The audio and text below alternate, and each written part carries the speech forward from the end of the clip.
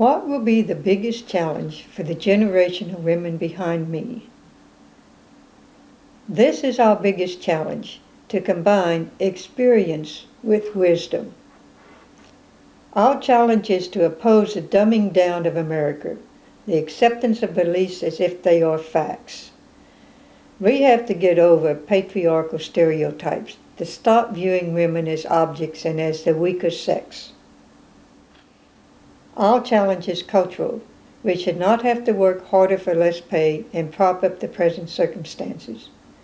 We must build the influence networks and look beyond our immediate workplace and company.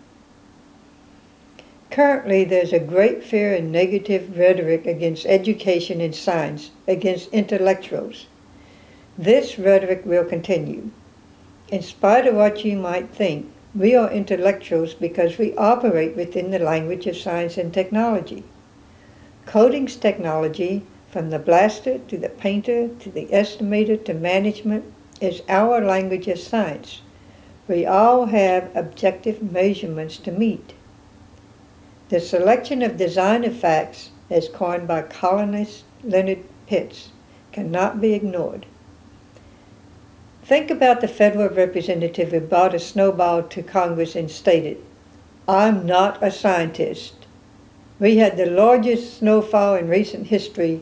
There's no global warming." This is one designer fact. His statement in conclusion ignores all the other facts collected over hundreds of years, a huge body of measurements. It ignores education and science. There's no way to hold a discussion.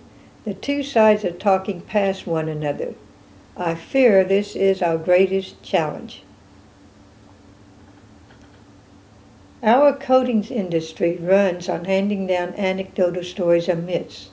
The greatest challenge is combining beliefs that are propagated over and over again by experts who have only a superficial idea about the processes which they're undertaking.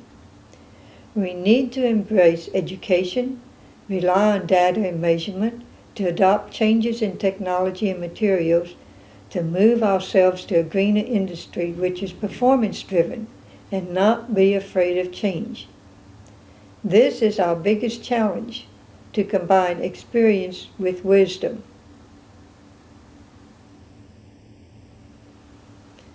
I'd like to quote from Carl Sagan from The Demon-Haunted World, written in 1997. His remarks define this problem and are clearly applicable today. Coatings technology, or science, is more than a body of knowledge. It is a way of thinking.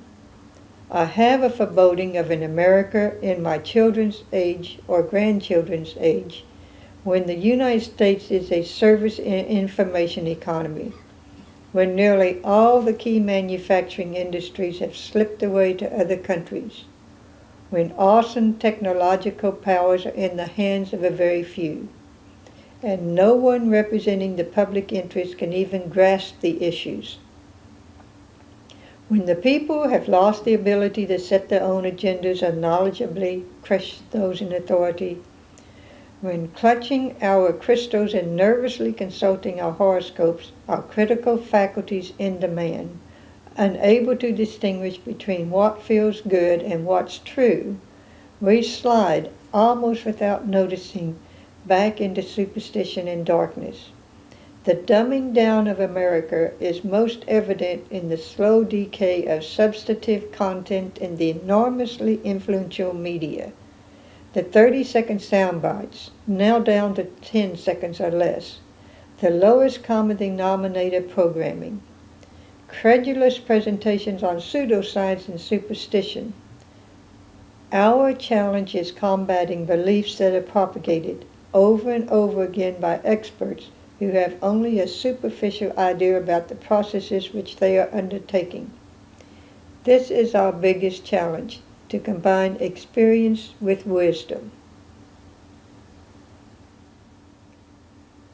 I would encourage you, if you're interested in this subject, to look up Leonard Pitts and read his article about designer facts. Listen to a December 2015 TED Talk with Jane Fonda and Lily Tomlin.